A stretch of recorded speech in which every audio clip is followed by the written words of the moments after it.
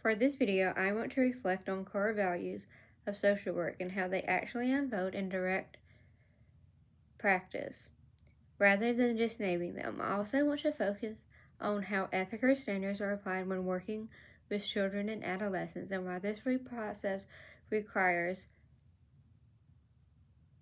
additional caution and care from social work practitioners. According to the NASW Code of Ethics, social work is grounded in 6 core values. These are service, social justice, dignity, and self-worth of a person, importance of human relationships, integrity, and competency.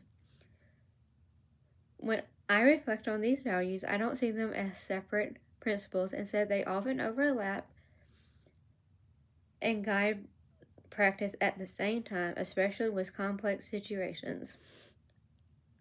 For example, the value of service emphasizes placing the client's need first.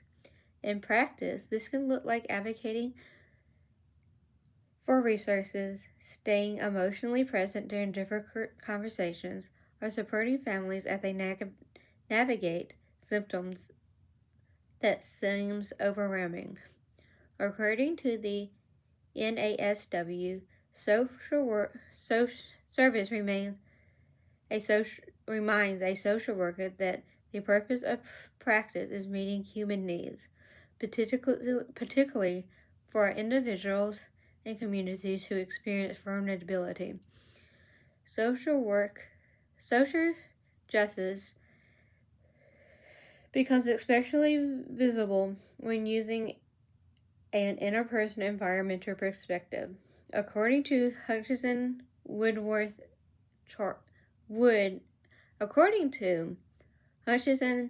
Woodchorse, individual challenges cannot be separate from the social, economical, and environmental context in which people live.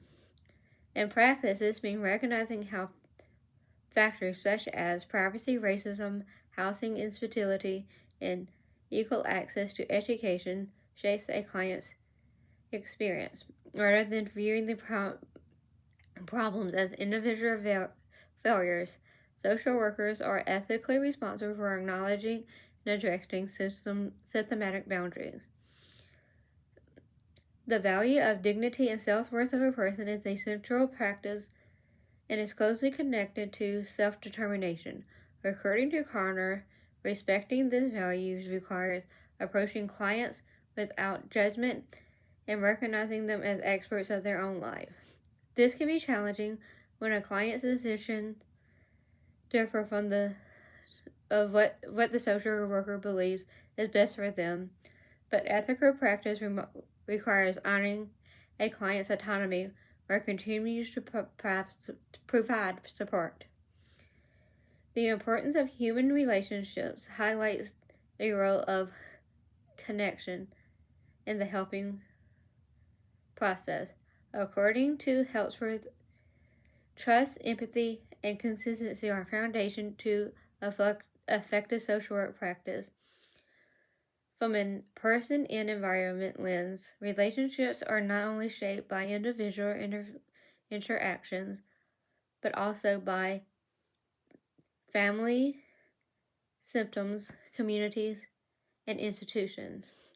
Family, integrity, and competency support all other values by emphasizing honesty, accountability, and ongoing professional development. According to Rimmer, ethical practice required self-reflection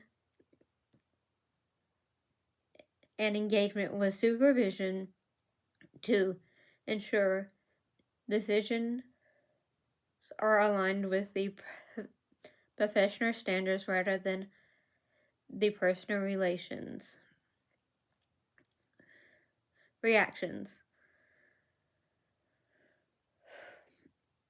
So how does this work when applying social standards to children and adolescents? When ethical standards are applied to children and adolescents, Social workers generally follow the same ethical decision-making process as an adult. According to the ethical decision-making model, this includes identifying ethical issues, reviewing relevant ethical standards and laws, considering possible actions, consulting supervision, and selecting the most ethical response. However, this becomes more complex when working with children. One of the major reasons is developmental compatibility in legal autonomy.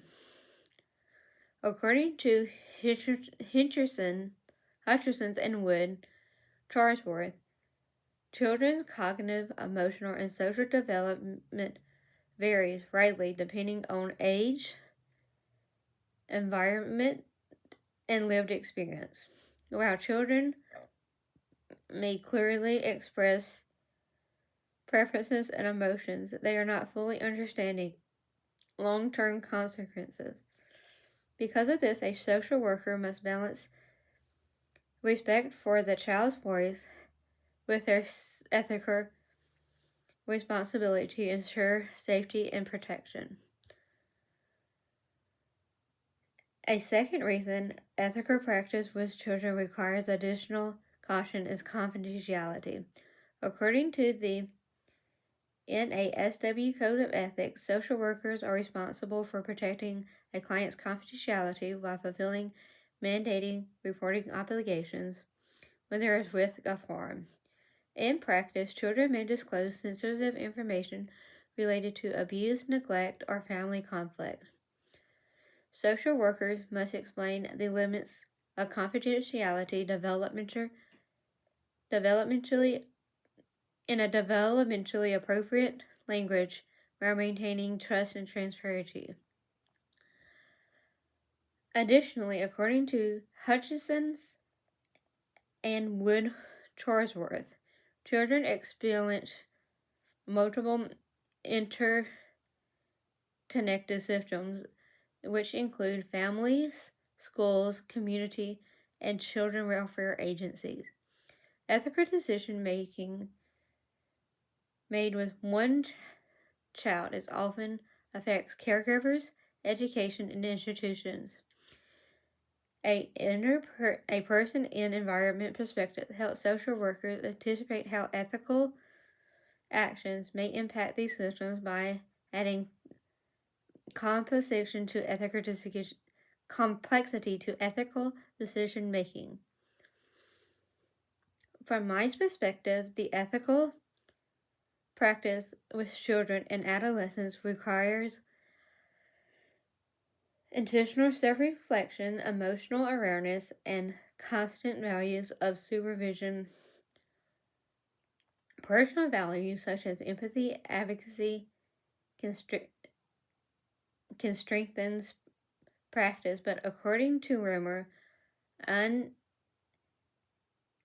unexamined personal values can also influence ethical judgment if not carefully monitored.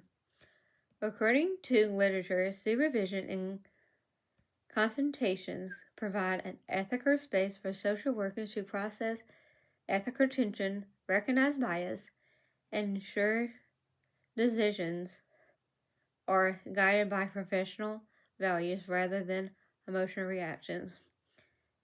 Ethical practice is not about finding the perfect answer. It involves engaging in thoughtful, reflective decision-making process by professional values, ethical standards, and evidence-based knowledge. According to the NASW Code of Ethics, maintaining